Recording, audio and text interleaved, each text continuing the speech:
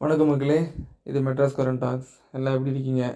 சரி, விஷயத்துக்கு வருவோம். இன்றைக்கி நம்ம என்ன பார்க்க போகிறோம் பார்த்தோம்னா, மூன் ரீஃப்னு ஒரு இடம் இருக்குது. அது எங்கே இருக்குதுன்னு அப்படி கூகுளில் அலசி ஆராய்ஞ்சோம்னா, சுவாலேருந்து ஒரு 1.5 மணி நேரம் அப்படி வண்டி மெரின்னு மெரிச்சிட்டு போகணும்னு வச்சுக்கோங்க. தவசாமன்னு இடத்துக்கு போவோம். அங்கேருந்து இன்னொரு 1/2 மணி நேரம் வண்டி மெரின்னு மெரிச்சோம்னா, நத்தலைன்னு ஒரு ரெசார்ட் இருக்குது.